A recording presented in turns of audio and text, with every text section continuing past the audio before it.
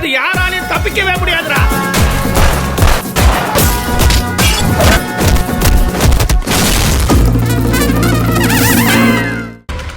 ஜோரிஞானம் 10 எழுத்தேன், நீ போய் இரு.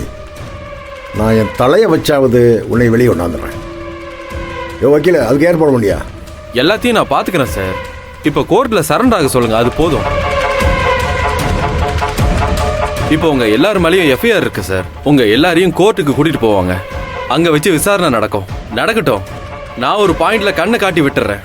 அப்ப ஞானம் சார் எந்திரிச்சு நான் தான் செஞ்சேன்னு சொன்னா அதோட விஷயம் ஓவர். நான் இன்ஸ்பெக்டர் கிட்ட பேசி ரெடி பண்றேன்.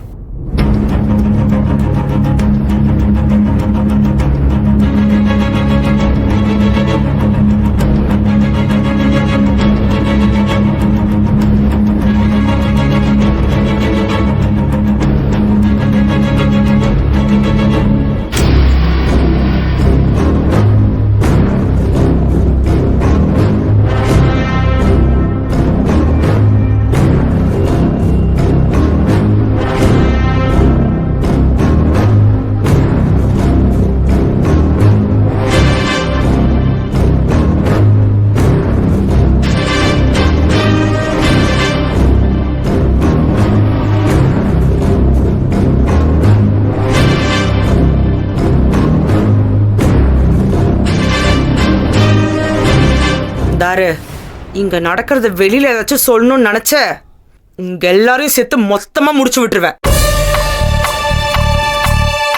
நான் எந்த எல்லைக்கும் போகணும்னு உனக்கு நல்லாவே தெரியும். உள்ள போ. அன்பு, மாப்பிள்ளை உள்ள கூட்டு போ. நான் கோர்ட்டுக்கு போயிட்டு வந்துடுறேன்.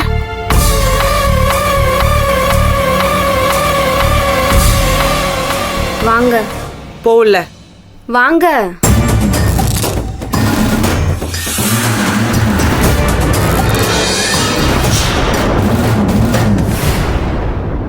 என்ன மாமா, ஞான மாமாவை போய் இப்படி விட்டு கொடுத்துட்டீங்களே?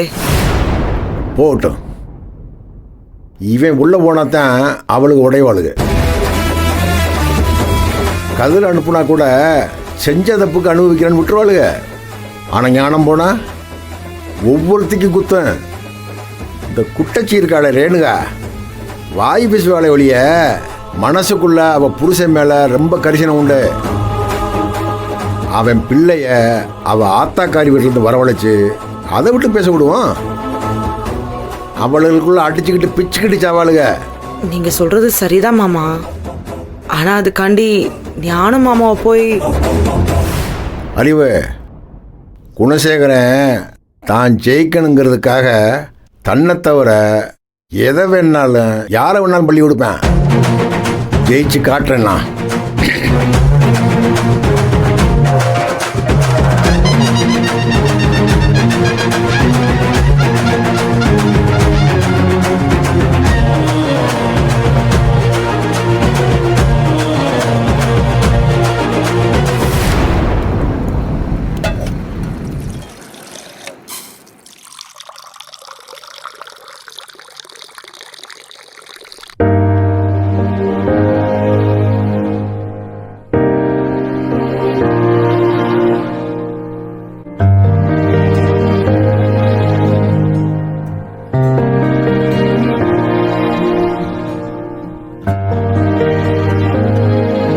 பார்கவி, இந்த காஃபியை சாப்பிடு.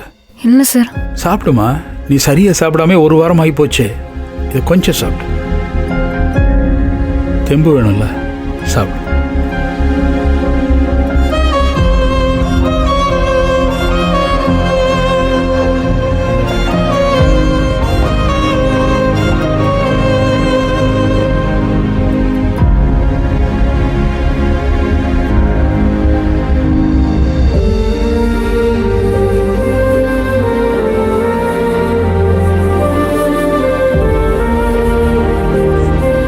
வேலைக்கு போய் படிப்படியாக முன்னேறி பெரிய லெவலில் வந்து உட்காரணும்.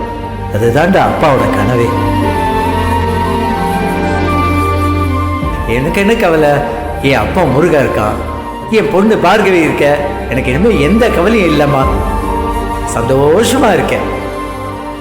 ஆமாம், இந்த சந்தோஷத்தோடைய ஒரு கப் சூடா காஃபி குடிச்சா? அதுக்கு என்ன, வாங்க போட்டு தரேன். நிஜமாவா? குடிச்சிருவோம், வா. எங்க அப்பாவுக்கு காஃபினா ரொம்ப பிடிக்கும் சார். எனக்கு அப்புறம் எங்க அப்பாவுக்கு பிடிச்சது காஃபி, நல்ல மியூசிக், அமைதியான வாழ்க்கை. இப்போ எங்க அப்பா இல்லாம கஷ்டமா இருக்கு சார். நான் சொல்றத புரிஞ்சுக்கிற நிலைமையில இப்ப நீ இருப்பேன்னு நம்புறேன். ஆனா ஒண்ணு மட்டும் நிச்சயம், உனக்காக யோசிக்க உன் கூட நிக்கிறதுக்கு நாங்க எல்லாருமே இருக்கோம். புரிஞ்சுக்கிற? உங்க அப்பாவோட சாவுக்கு ஒரு நியாயம் கிடைக்கணும்னா நாம இந்த கேஸை நடத்தியே ஆகணும். அதை தவிர நமக்கு வேற வழியே கிடையாது. அந்த வீட்டில் இருக்கிற பெண்கள் தங்களுடைய பர்சனல் லைஃப் காலியானா கூட பரவாயில்லன்னு தைரியமா உனக்கு நீதி கிடைக்கணும்னு சொல்லி உன் கூடவே நிற்கிறாங்க. சரி, ஈஸ்வரி கூட தர்ஷனுடைய அம்மா அதனால செய்கிறாங்கன்னு வச்சுக்கலாம். ஆனால் ஜனனி, அவங்களுக்கு இதுக்கு சம்மந்தம் இல்லைன்னா கூட தான் கண்ணு முன்னாடி நடக்கிற அநீதியை தட்டி கேட்கணுங்கிற ஒரே காரணத்துக்காக அவங்க இன்னைக்கு அவங்க கூட நிற்கிறாங்க. இதனால அவங்க பர்சனல் லைஃப்லாம் பாதிக்க அதிக வாய்ப்பு இருக்கு. ஆனால் அவங்க அதை பற்றி யோசிக்கல. அவங்க இதில் உறுதியாக அவ்வளோ தூரம் நிற்கிறாங்கன்னா அதை நீ புரிஞ்சுக்கணும்.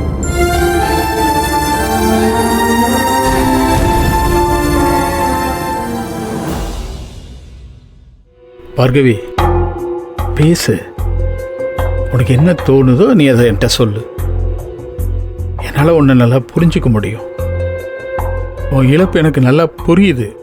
இந்த நேரத்தில் நான் என்ன பேச முடியும்னு உனக்கு தோணலாம். ஆனால் நீ பேசிதான் ஆகணும், அதான் சூழ்நிலை. பேசு.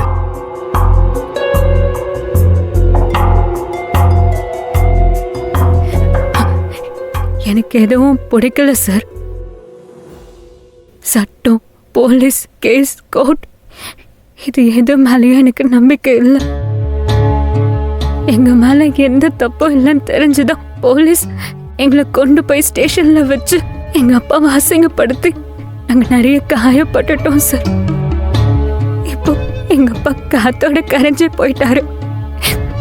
இதுக்கு மேலேயும் எங்களுக்கு என்ன நியாயம் கிடைக்கும்?